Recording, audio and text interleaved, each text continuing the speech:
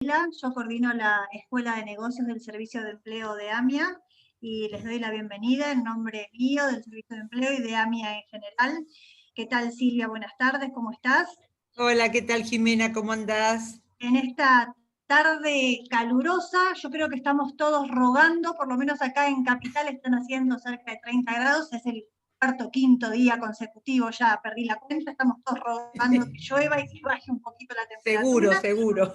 Sí, Así que, es bueno, cierto. les cuento un poquito cómo vamos a trabajar. Les pido Ujú. que por favor tengan todos los micrófonos mutados para que el ruido exterior no intervenga en la presentación de Silvia.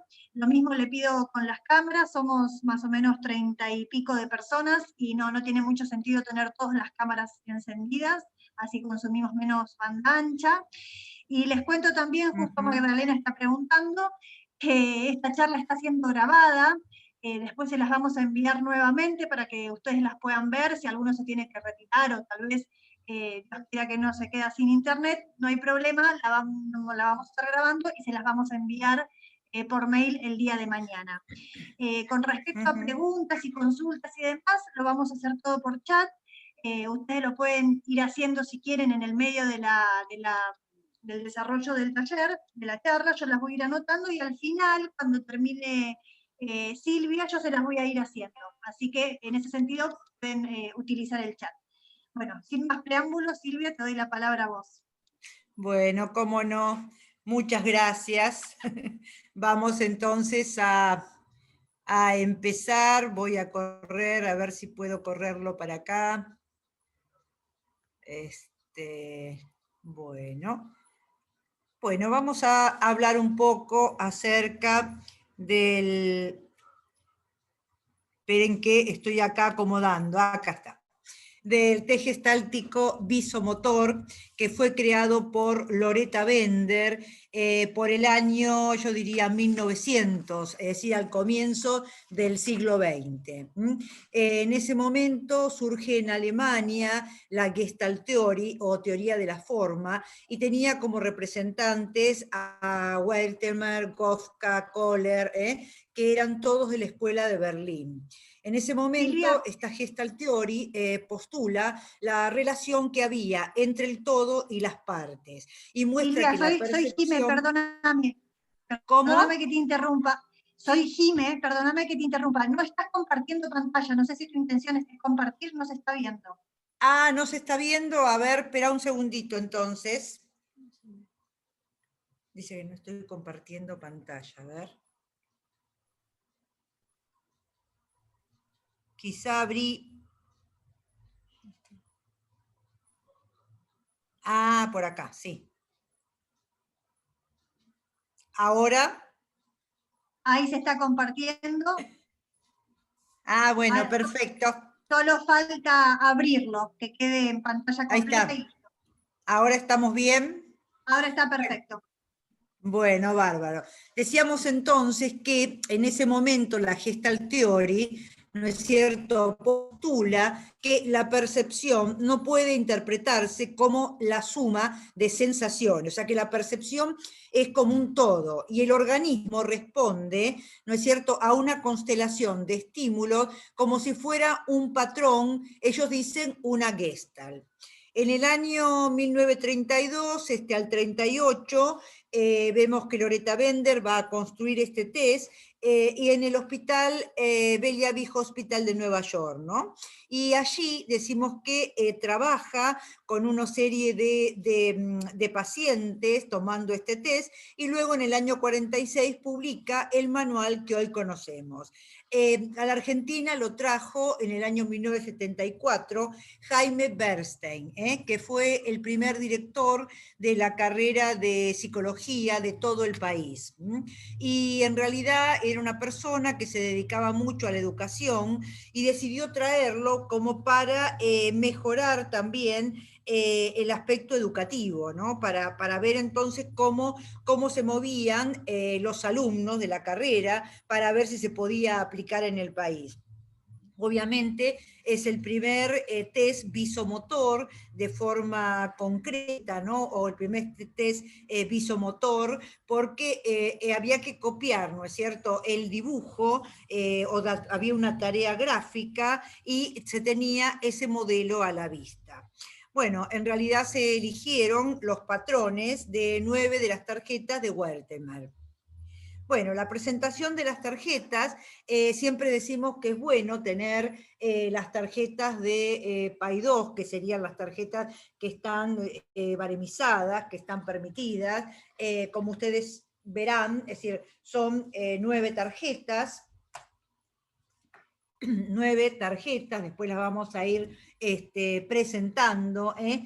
Cada una de las tarjetas va a tener la parte posterior, es decir, bueno, la editorial y el número de la misma. Que esto nos sirve también en la manera que la vamos presentando.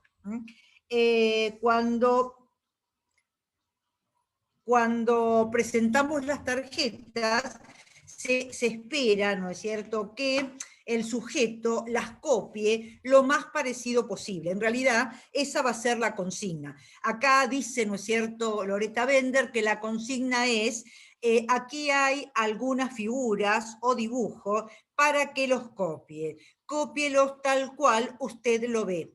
Esa sería la consigna que dio Loretta Bender y que luego después también repitió Bernstein.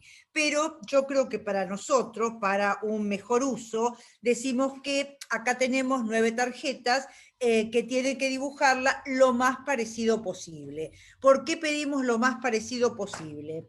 Porque decíamos que al ser un test visomotor, ¿no es cierto?, necesitamos que se copie, al decirlo más parecido, sería que se copie el tamaño que tiene el primer círculo. Esperen que voy a bajar acá una herramienta para mostrarles.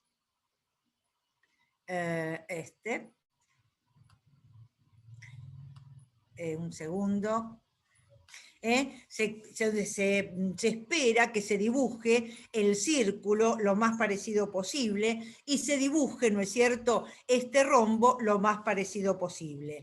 Se espera que si estos son puntos, se dibujen puntos y no redondeles, muescas, no sé, algo para salir rápido. Estos sí son redondeles que van a tener cierto grado de inclinación. Acá también la figura 3 va a tener acá un ángulo de inclinación. Esta tenemos la figura 4, que tiene de alguna manera un cuadrado cortado en la parte de arriba, y acá tenemos como una especie de bigote o la parte afectiva, ¿no es cierto?, que da forma. Esto van a ser hileras de puntos, esto van a ser 2 líneas que se van a cortar, el entrecruzamiento tiene que ser perfecto. Acá tenemos 2 paralelogramos y acá tenemos otros que también se cruzan. En realidad, uno puede decir que es muy fácil, ¿no? Pero hay que ver ese tipo de coordinación, porque ustedes saben que uno, ¿no es cierto?, copia aquello que realmente conoce. Lo que no se conoce no se puede copiar. ¿Por qué? Porque no se comprende. Un segundo. ¿Qué explora el test? Perdón, me faltó una, me parece. A ver. No, está bien. ¿Qué explora el test? Explora la coordinación visomotora, o sea, cómo, ¿no es cierto?, captamos y cómo va, como si eso es claro, es preciso, si hay retraso madurativo. ¿Por qué? Porque si una persona no tiene el nivel, yo diría, de capacidad para entender lo que ve, no lo puede dibujar. Puede también explorar pérdida de funciones. Por ejemplo, ¿no es cierto?, si hay algo orgánico, si por ejemplo yo tengo avanzada edad, voy a tener un cierto temblor. o, digamos, algún otro tipo de enfermedad. También el alcoholismo, ¿no es cierto? La drogadicción. Si hay defectos cerebrales u orgánicos, por ejemplo, la lesión cerebral, en niños también con problemas, porque en realidad vamos a usar las mismas tarjetas, estas mismas tarjetas, tanto para adultos como para niños, solo que vamos a interpretarlo de forma diferente. Vamos a ver en el curso las dos formas y vamos a hacer también alguna ejercitación para que ustedes también puedan, ¿no es cierto?, manejarse con el test. Decíamos que puede haber defectos cerebrales, también defectos de organicidad, es decir, de aquello que no podemos captar porque puede haber alguna lesión cerebral. También patologías mentales, ¿no es cierto? Cuando decimos patologías mentales nos referimos, por ejemplo, a depresión, a una esquizofrenia, y vamos a ver los problemas emocionales y el nivel de maduración de los niños. Los problemas emocionales, o sea, lo que da Kopitz, ¿no es cierto? Y el nivel de maduración de acuerdo a Bernstein y de acuerdo a Kopitz. Yo doy los dos porque me parece, no sé, muy claro poder compararlos, ¿no? En realidad van a ver que prácticamente el nivel de maduración es el mismo en los dos, pero bueno, me gusta trabajar con los dos. La consigna, entonces decimos que dibuje estas 9 tarjetas lo más parecido posible. La administración. La administración puede ser individual o puede ser colectiva. Yo siempre prefiero la investigación individual. ¿Por qué? Porque se puede llegar a ver, ¿no es cierto?, desde dónde comienza a dibujar o desde dónde se extiende. ¿Cuál es ese lugar en el espacio donde se siente cómodo, ¿no? En cambio, si yo tomo en forma colectiva, no voy a poder tener esa observación. Otra cosa también que es muy necesario, ¿no es cierto? Y es fundamental no tomar 2 tarjetas, 3 tarjetas, porque se nos acorta el tiempo. En realidad, el tiempo que lleva el test es mínimo, serán a lo sumo 20 minutos, de acuerdo con la reacción que tenga el sujeto, cómo se maneje, ¿no? Pero en realidad el tiempo es breve y lo que decimos que hay que esperar, ¿no es cierto?, ese tiempo que tiene cada uno y utilizar todas las tarjetas porque se puede llegar a invalidar si se toman 2 o 3 tarjetas. Alguno me puede llegar a decir, sí, cuando yo fui a rendir, ¿no es cierto?, para la licencia de conducir, me tomaron 2 o 3 tarjetas. Bueno, eso ya ha sido hablado desde el Colegio de Psicólogos, ¿no es cierto?, de provincia y desde Nación también, pero desde la APTRA, pero en realidad no se ha podido manejar y ellos dicen, ¿no es cierto?, que lo tienen que hacer así por la gran cantidad de gente que hay. En cuanto al ámbito de aplicación, sabemos que el ámbito de aplicación es desde niños, digamos, se dice desde los 6 años que se puede llegar a tomar. Yo después le voy a dar un cuadrito de aplicación y van a ver que se puede llegar a tomar desde los 4 o 5 años. Se puede ver, por ejemplo, en niños, en adolescentes y en adultos. Se puede aplicar para laboral. ¿Por qué para laboral? Para el ámbito laboral. Y porque me va a permitir ver, ¿no es cierto?, si este sujeto que estoy evaluando tiene algún problema neurológico, ¿no es cierto? Porque lo que vamos a evaluar en el caso de laboral es si neurológicamente es sano. También me pueden decir, si alguno ha visto el trazo, que uno puede sacarlo por el trazo, pero este test es específico para ver lo neurológico. Por eso yo considero que tiene que estar en toda batería de test. Desde la parte clínica, obviamente tiene que haber un vender, porque es el único que va a medir la parte neurológica. Desde lo forense tiene que haber un vender, desde lo educacional tiene que haber un vender. Si hago orientación vocacional, tiene que haber un vender. A mí me ha resultado mucho cuando he trabajado en colegios tomarlo, ¿no es cierto?, para ver el grado de maduración. Hablo de adolescentes, ¿no? Pero realmente es muy rico, ya van a ver en todos los ámbitos. Me pareció interesante mostrar esto, el proceso de producción motora, ¿no? Porque en realidad voy a tener el estímulo, es decir, el estímulo que es lo que veo, cómo lo veo, después la percepción, que comprendo de eso que veo, la traducción de lo percibido a la expresión motora y la coordinación de la acción motriz.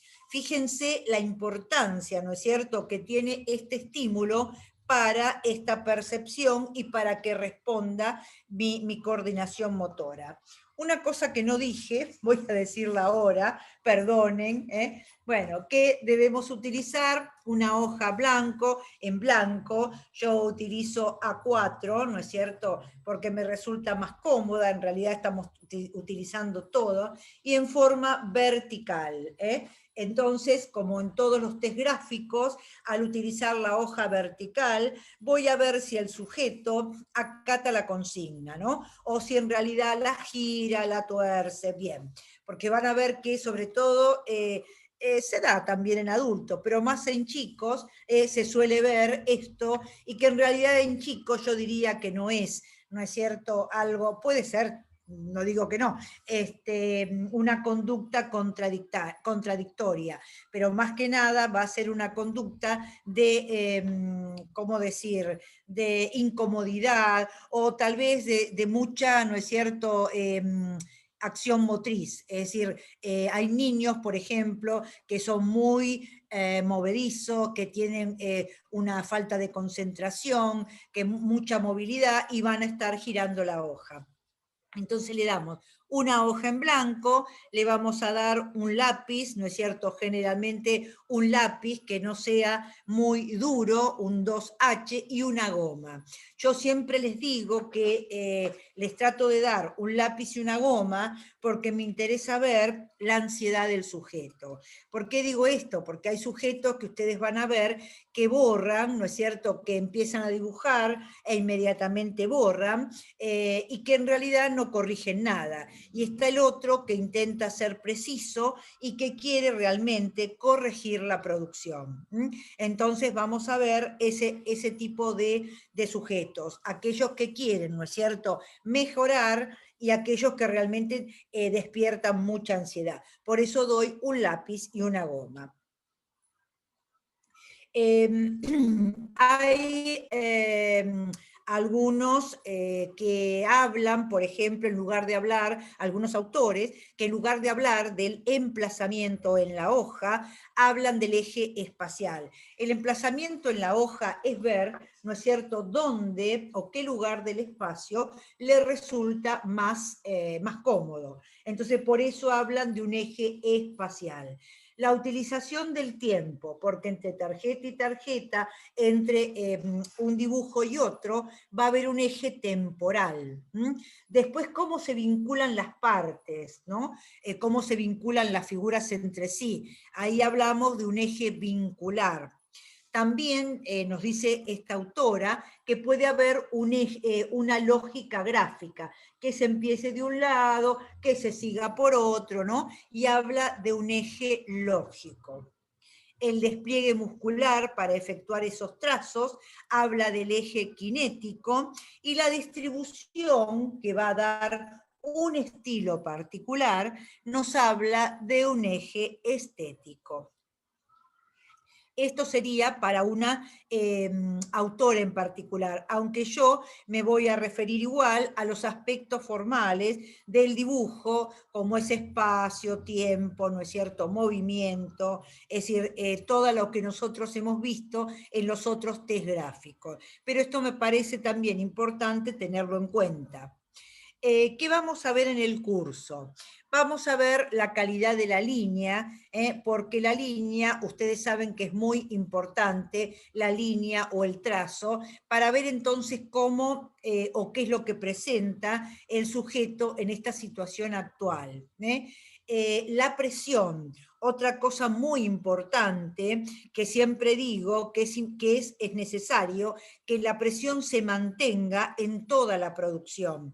Vieron que si hacen, por ejemplo, una tarjeta muy apretada, la otra la hacen muy tenue, es decir, vemos que la intensidad es diferente y ahí lo que vamos a ver entonces es que hay un desorden de tipo afectivo.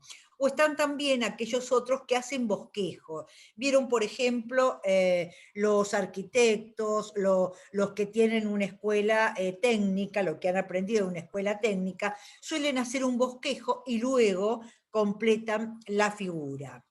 En este caso vamos a tener acá, por ejemplo, estos que hacen, ¿no es cierto?, como una especie de trazo, de línea, como que van completando la figura. Acá tenemos esto en zigzag, es decir, cada uno va a tener una interpretación diferente, ¿no? O este último que habla de un temblor, que sería un trazo patológico, o cuando nosotros decimos que la enfermedad se llega a manifestar en el trazo.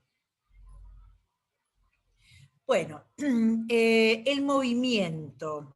Yo decía que es muy importante poder tener este acercamiento con el sujeto y ver qué es lo que está dibujando, porque yo tengo que observar hacia dónde dibuja. Por ejemplo, en el caso de la figura A, ¿no es cierto? Tengo que ver, ¿no es cierto?, cómo va a dibujar, si es en sentido de las agujas del reloj o movimientos hacia afuera o hacia adentro, o si hay discrepancias, porque todo eso también me va a decir cómo piensa, cómo actúa, de qué manera se desenvuelve el sujeto, si es de adentro hacia afuera, es decir, si los dibujos, ¿no?, tienen esa dirección o van hacia adentro, ¿no?, y hay introversión, o sea que el movimiento es muy importante.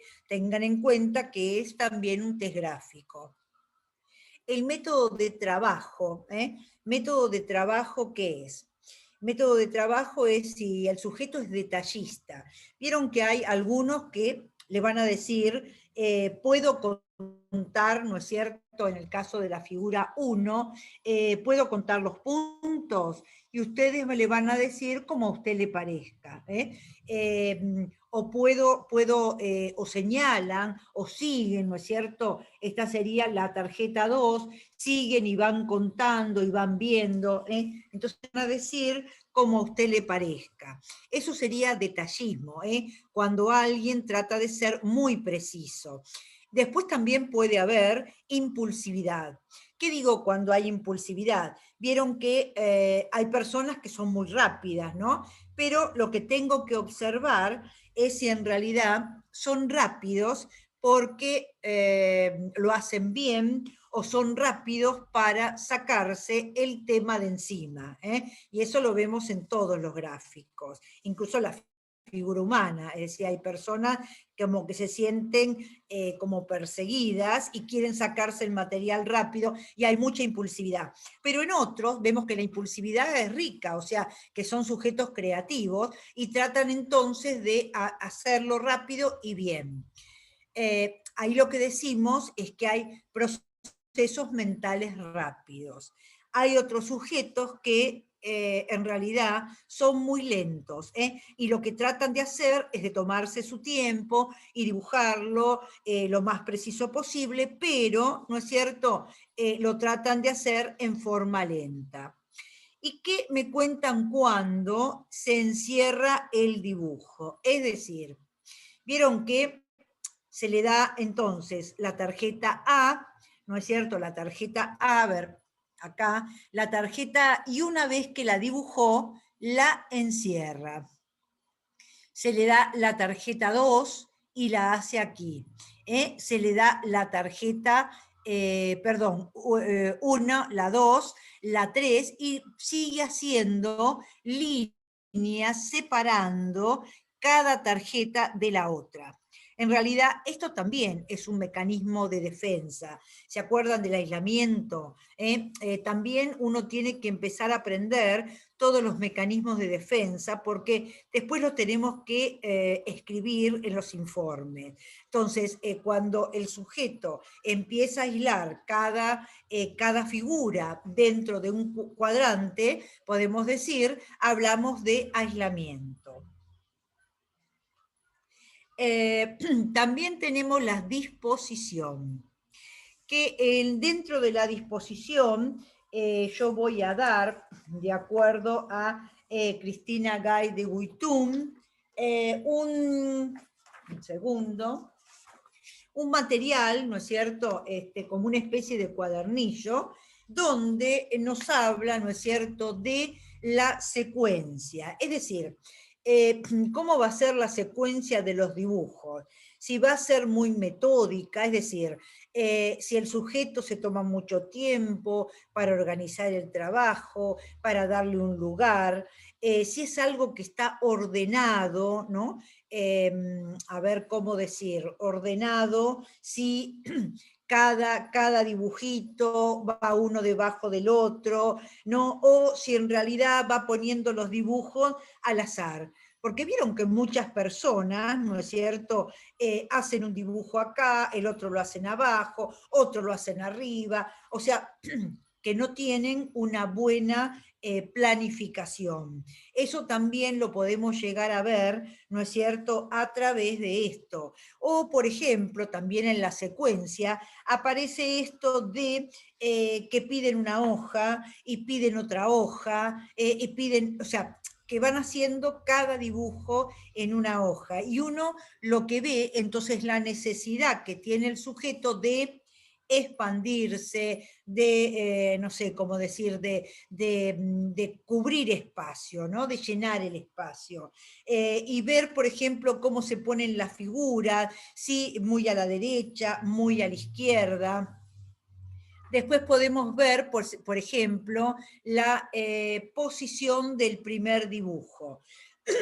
¿Qué quiero decir con esto? Que dentro de la hoja en blanco, el primer dibujo puede estar ubicado aquí, ahora lo voy a mostrar un poco, en el medio, al otro lado, abajo, como que cada uno va buscando ese lugar donde se va a sentir cómodo. La posición también general de los dibujos, el uso del espacio, que es muy importante, y también el uso de los márgenes, que eso también es muy importante. Yo no sé si ustedes se acuerdan de, yo lo he dado en Persona bajo la lluvia, la importancia que tiene, por ejemplo, el no tocar el margen superior, porque en realidad, ¿no es cierto?, cuando tocamos el margen superior es que no nos permitimos pensar. O, por ejemplo, cuando se apoyan las figuras en el margen inferior, lo que decimos en este caso es que en realidad no, el sujeto, cuando apoya en el margen inferior, es inmaduro, el sujeto adulto. No así los niños, porque hasta los 12 años se espera que lo hagan, se apoyen, ¿no es cierto? Y también cuando utilizan el margen, o muy apoyado, ¿no es cierto?, en este sector, o muy en este, que también tiene su explicación. Cuando hablamos de la secuencia o sucesión, vamos a hablar, por ejemplo, cuando alguien utiliza, por ejemplo, en este caso, un dibujo abajo del otro. Y decimos que, fíjense que hasta necesita colocar el 1, el 2, el 3, el 4, el 5, ¿no es cierto? 6, 7, 8 y 9. O sea, las 9 tarjetas, y necesita ponerle a cada uno un número, ¿no? Como para un propio ordenamiento interno. O sea, la necesidad de acomodar, la necesidad de cómo ordenar las cosas en el espacio, ¿no? Es como aquel que dice, bueno, necesito en este cajón poner tal cosa, necesito en el segundo cajón del armario poner tal otra, necesito, o sea, el que es muy metódico, ¿no? O, por ejemplo, necesito colgar en el placar, determinar acá todas las camisas, aquí todos los pantalones, lo muy metódico. Segundo que... este es metódico también, ¿por qué? Porque tenemos la figura A, la figura 1, la 2, la 3, la 4, la 5, la 6, 7 y 8. La figura A está acá, ¿no es cierto? Y vamos a ver que utiliza la hoja en forma apaisada. En este caso, como es un adulto, vamos a ver muchas cosas, ¿no? Porque en este caso, si bien hay un ordenamiento, vamos a ver que utilizó la hoja apaisada, como diciendo, yo también tengo mi propio, digamos, mi propio criterio, yo ordeno de determinada manera. Y vamos a ver también en este ordenamiento esto, ¿no? Cómo se presenta como un sujeto que de alguna manera se siente inhibido, no se muestra importante, ¿no? Pero a medida que transcurren las tarjetas, vamos a ver cómo se va a mostrar en estas últimas. Y acá tenemos otro mecanismo de defensa, que es la formación reactiva ante sentimientos de ansiedad, cuando empieza entonces con una figura pequeña y después cómo agranda la figura, como diciendo al final, te voy a llevar por delante, ¿no? O sea, mostrando un poquito eso. Por eso decimos que a veces la hoja apaisada da este tipo de interpretación. Bien. Después tenemos este otro que realmente vemos que hay, ¿no es cierto?, una cosa un tanto irregular, un tanto confusa. ¿Por qué? Porque ubica la figura 1, pero la figura A, pero la figura 1 no viene inmediatamente en la parte superior ni en la parte inferior. Esta es la A y ubica la figura 1 muy por debajo. Luego le mostramos la figura 2 y la dibuja por debajo. Le mostramos la figura 3 y está aquí. La figura 4, la 5, la 6, la 7 y la 8. Entonces esta configuración es caótica. ¿Por qué? Porque uno espera que vayan las figuras de arriba hacia abajo. Sería la secuencia, ¿no? De empezar de arriba hacia abajo y de izquierda a derecha. Y en realidad no ha mantenido esta disposición. Esto es lo que vemos en este sujeto. Más allá, ¿no es cierto?, de esta confusa o caótica, de esta presentación, vemos acá lo afectivo muy marcado y vemos acá que si bien ha mantenido los ángulos, no ha mantenido las formas, porque este paralelogramo está mucho más pequeño que este otro y no lo ha cruzado donde corresponde. Entonces acá hay algo visual que no está bien o que habría que ver si lo ve o si no lo ve. Bien. En cuanto a la posición del primer dibujo.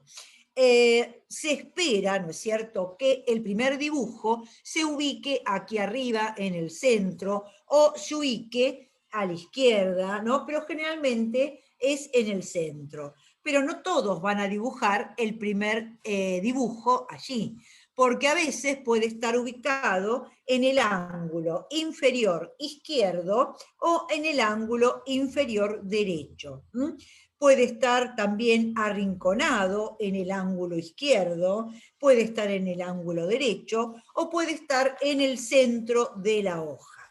Todos estos van a tener un significado diferente. Por ejemplo, acá que les decía, este sería más el esperado, debajo del margen superior, ligeramente por debajo. Bien.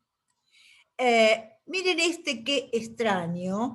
Entonces, si yo veo, ¿no es cierto?, que es extraño porque no va de arriba hacia abajo, va de abajo hacia arriba, lo que me está diciendo este sujeto es que realmente está pensando al revés, está viendo las cosas desde otro lugar, no desde el lugar de ese código compartido, ¿se entiende? Entonces, está ubicando este primer dibujo en el ángulo del emplazamiento de mayor retracción. Y también piense que este ángulo, como habíamos dicho en otras oportunidades en los gráficos, es la ausencia de rol paterno, de función paterna. Entonces también podemos ya sacar otras hipótesis para ver qué le pasa a este sujeto. Pero en realidad, ubicar la figura A en este lugar, la figura 1, la figura 2, la figura 3, la figura 4, la 5, la 6, 7 y 8, fíjense que fue de abajo para arriba, que no es lo lógico ni lo esperable. Bien, después podemos tener la posición general de los dibujos. ¿Y qué quiero decir con esto?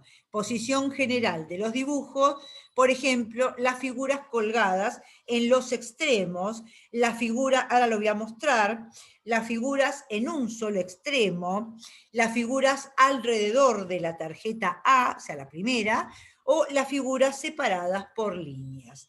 ¿Qué encontramos aquí? Por ejemplo, ¿no les llama la atención esto que queda aquí en el medio? ¿Cómo no hay continuidad? Hace la figura A, la 1, la 2, la 3, la 4. Y después así de una se fue y hace la 5, la 6, la 7, la 8. Fíjense que queda un espacio en la zona media, ¿no? Y este espacio habla de este temor, o sea, que de repente se acerca al otro y luego se inhibe y se retira. Hay algo que tiene que ver con estas relaciones interpersonales. O lo mismo acá, fíjense, hace la... Uy, perdón. Figura A, la recuadra, esta la deja abierta, la 1. Hace la figura 2, la recuadra, la 3 la deja abierta. Es como una manera de me aíslo y por otro lado me puedo relacionar. Me vuelvo a aislar, me vuelvo a aislar y después me relaciono más libremente. Fíjense, además tiene la necesidad de controlar, porque pone 1, pone 2, pone 3, 4, 5, 6, bueno, ven cómo va poniendo, ¿no es cierto?, el número en la figura. Eso sería el control, no solamente para el otro, para sí mismo. El uso del espacio, que vamos a ver, por ejemplo, el distanciamiento entre la figura o el poco espacio, mucho espacio y figuras pequeñas, tendencia a superponerse la figura y el choque o cohesión. Cada una de estas tiene una interpretación. Fíjense, por ejemplo, en este caso, ¿no?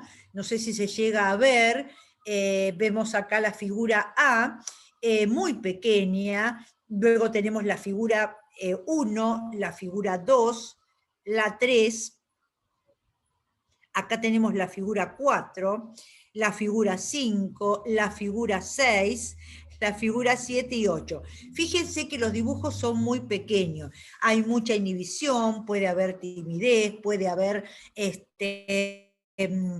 como retracción, miedo al otro, pero bueno, tiene su interpretación. En cambio ya en este caso, fíjense que el dibujo es mucho más amplio, y acá tenemos, si bien no están chocando, no se superponen, esto nos está diciendo que este sujeto muchas veces se va a encontrar con el otro de una manera como, yo no diría chocando, pero sí de alguna manera hiriente, de alguna manera puede ser impulsiva. Ya en este caso ven cómo una figura está encima de la otra, ya aquí lo que vemos realmente es que no puede estar cerca del otro, sino que se lo va a llevar por delante, puede, esto es lo que se llama choque o cohesión, que habla de una persona que es de alguna manera vehemente, peleadora.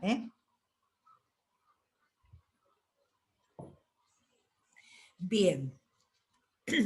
El uso de los márgenes, que les decía. Hay personas que necesitan pegarse a un margen. ¿Y qué nos está diciendo? Es una persona que realmente necesita sostenerse, pegarse un margen, sobre todo de la madre, es como sostenerse, necesita seguridad, temores de separación, podemos indicar un montón de cosas, ¿no?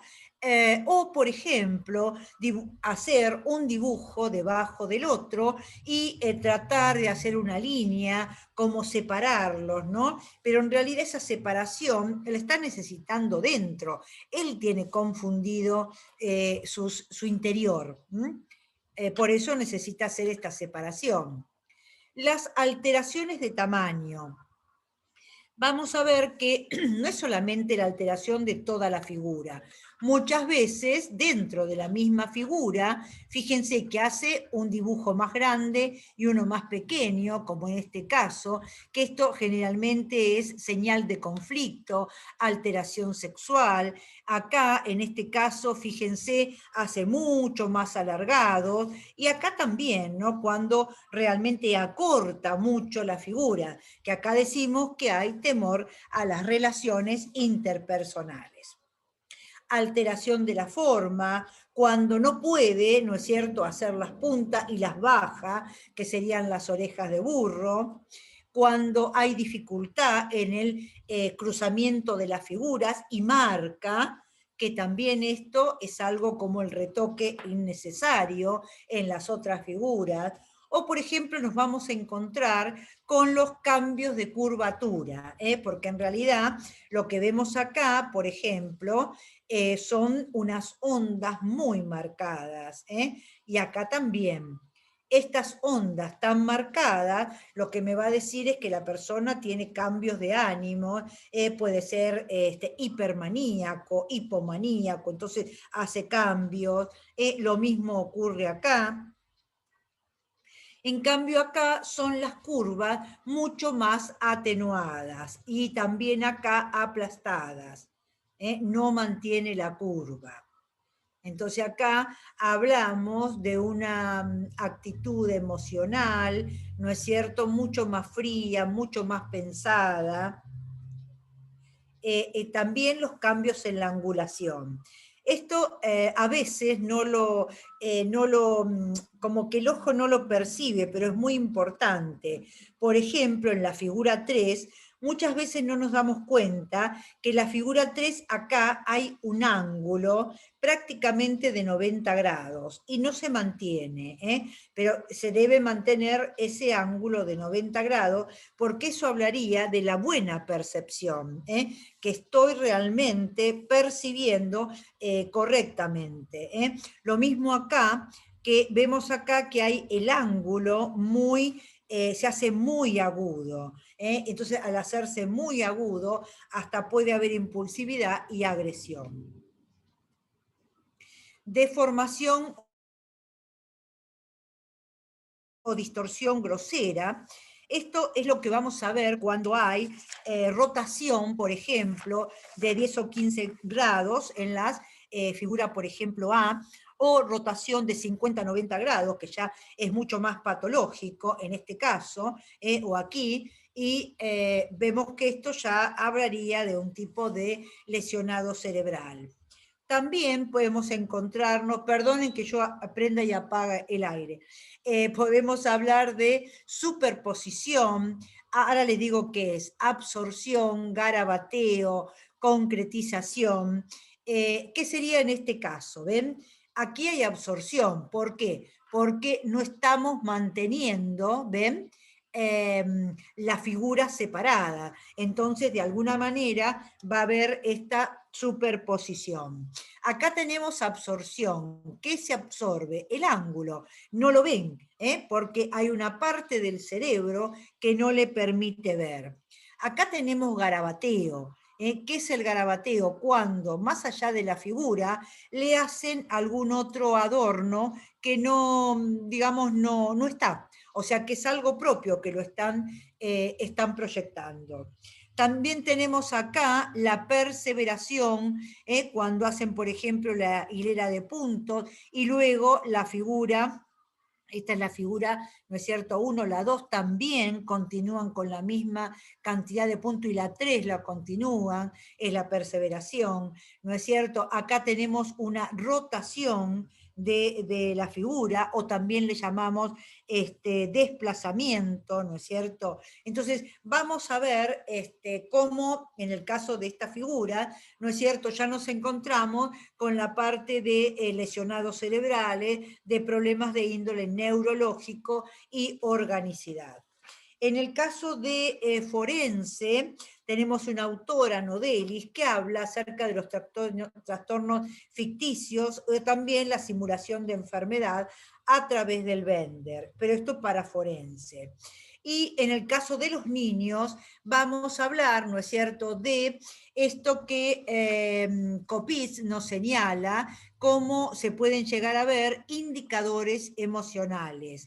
Por ejemplo, estos indicadores emocionales en los niños, cuando nos encontramos con un orden confuso, es decir, cuando está la figura A, la 4, la D, es el orden confuso, las líneas onduladas en 1 y 2, que no se espera, es decir, cuando se da esa ondulación, las rayas en lugar de los círculos en la figura 2, el aumento progresivo del tamaño en la figura, también se puede llegar a dar en adultos, pero en este caso vamos a ver, ¿no es cierto?, lo que indica Copitz para los problemas emocionales en los niños.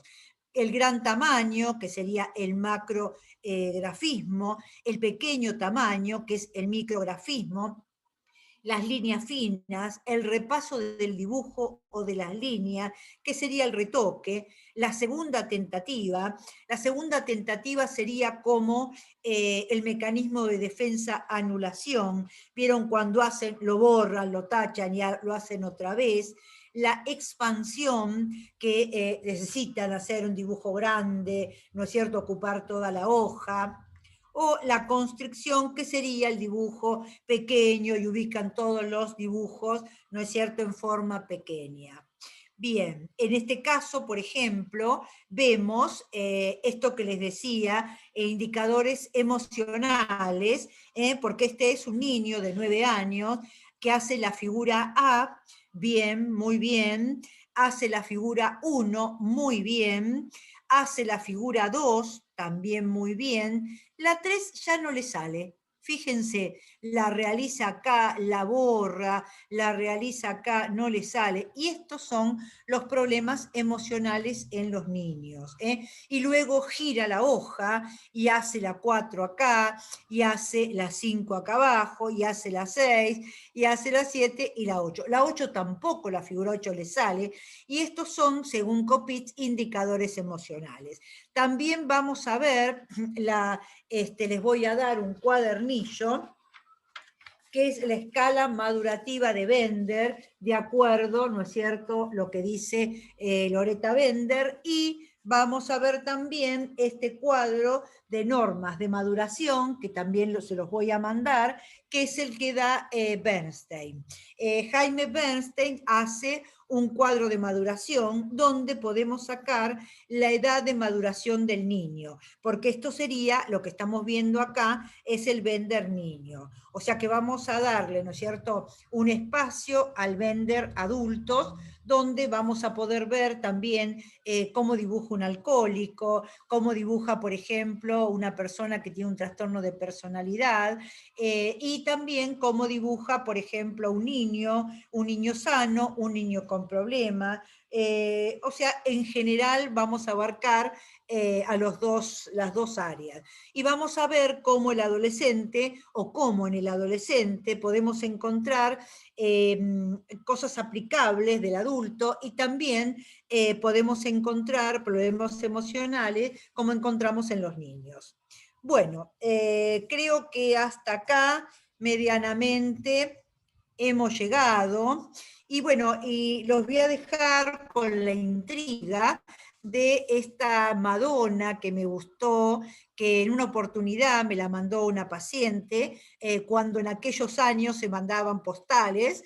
Es una Madonna de Michelangelo, y fíjense la postura de esta mamá. Esta postura de esta mamá no nos permite lograr una buena percepción. Y después lo vamos a hablar, si les parece. Pero les voy a dejar con la intriga. Bueno, hasta acá me parece es la exposición de hoy. Bueno, a ver, Muchas gracias, Silvia. escucho preguntas, sí. Bien, si quieren aprovechar para hacer alguna pregunta, aprovechando a Silvia en este momento. Por el momento están escribiendo muchas gracias. ¿Habrá una segunda parte? Pregunta Magdalena. Y no, segunda parte no va a haber, porque ya empezaríamos con el curso. Claro. Con el curso que, claro, el curso te va a abarcar, yo te digo, va a abarcar el cuadernillo que doy para adultos, en donde vamos a ver cuando dibujan de determinada manera, porque les voy a dar un cuadernillo para la maduración en los niños, y después se va a dar, ¿no es cierto?, también los cuadros de maduración, según Bernstein y según Kopitz. Bien, Jorge Sí. pregunta, ¿puede explayar sobre la diferencia en la colocación de la hoja paisada y en forma vertical? Bien, mira, cuando yo estoy dando la hoja en forma vertical, ¿no es cierto?, es como que le estoy ofreciendo algo de mí, y como que estoy tratando de que acepte mi postura. Si el sujeto, ¿no es cierto?, no acepta la hoja vertical y la da vuelta, es como que no está aceptando mi postura. No sé si se entiende. Es como si yo le dijera, mirá, se me cayó el lápiz, levántalo.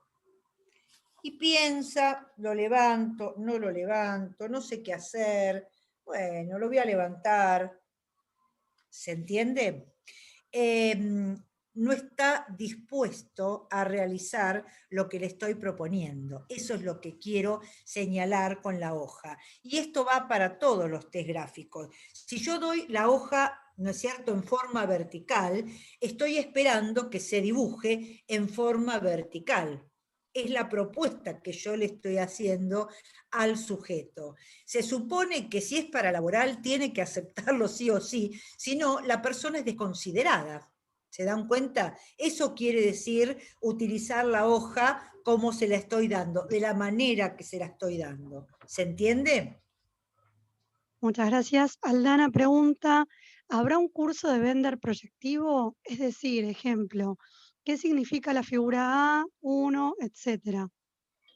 Mira, yo lo doy en forma general, porque ADI, que es la Asociación de Estudios e Investigación en Psicodiagnóstico, no acepta ese vender proyectivo. El vender proyectivo se da en Chile.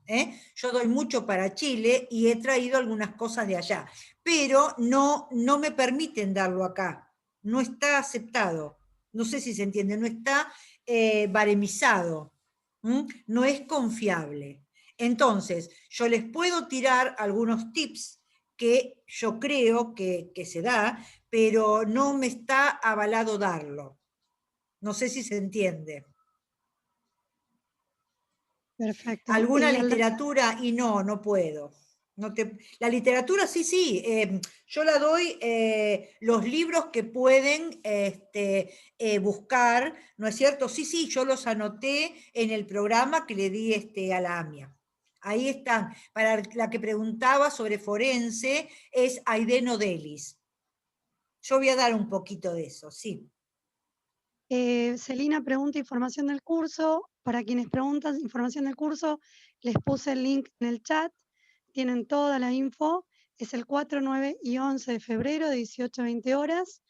Y tienen el link para inscribirse y demás. Está en la página de AMIA. Por otra parte, había una pregunta en cuanto a lo virtual que se me va Sí. ocurriendo. A ver, no quiero saltear preguntas.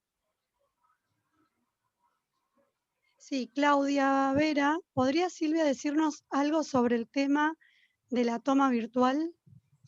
Mira, en realidad sobre toma virtual no se puede tomar Bender en forma virtual, no se puede tomar ningún test gráfico en forma virtual. Eso es lo que ha determinado la APA, o sea, la institución, la Comisión Internacional de los Test, ¿no? Que dice que no se puede tomar ni test gráficos, ni test de láminas, o sea, ni el Z-test, ni el TAT, ni el TRO, ni el Roger, o sea, ninguno de láminas, ninguno proyectivo. Solamente se puede tomar cuestionario desiderativo y todo técnicas psicométricas, MMPI2, y, que lo maneja uno, y cuestionarios, no sé, cuestionario de depresión, el de Beck, o otro tipo de cuestionario. Pero en realidad ninguno está permitiendo que se tome. Cuando uno dice que no está permitido, lo que está queriendo decir que si una persona invalida el test, tiene razón. A eso uno se refiere. Si vos, por ejemplo, haces en forense una toma virtual, la otra parte te la puede invalidar porque no se está permitido tomar en forma así por Zoom, virtual. Flavia pregunta, ¿podrías repetir qué autora habla de trastornos ficticios y simulación? Aide Nodelis. Aide Nodelis. Está en el programa, yo la puse. Martín pregunta, si hay alguna duda de una o dos tarjetas, ¿se toma retest? Si hay alguna, ¿cómo? Si hay alguna duda o dos, perdón, Sí. si hay alguna duda de una o dos tarjetas, ¿se toma retest? No se toma retest. El test lo tomás en un momento y una vez que está. No hay retest. A lo sumo yo puedo volver a preguntar, esto lo ves así, ¿cómo lo ves? ¿Te parece que está parecido? ¿No está? Pero no hay retest. Bien, ¿quieren aprovechar a hacer alguna preguntita más? Si no, ya damos por cerrado. Bien, parece que quedó bastante claro todo. Y Bueno, me reitero, alegro. la información del curso está en el link que ha compartido Johnny. Muy Las fechas bien, del 4, 9 y 11 de febrero, 18 a 20 horas. muy bien. Muy bien, Silvia. Nos estaremos Muchísimas gracias. viendo. Bueno, Un muchas gracias placer. a todos. Muchas gracias. Hasta luego. Chao, hasta luego.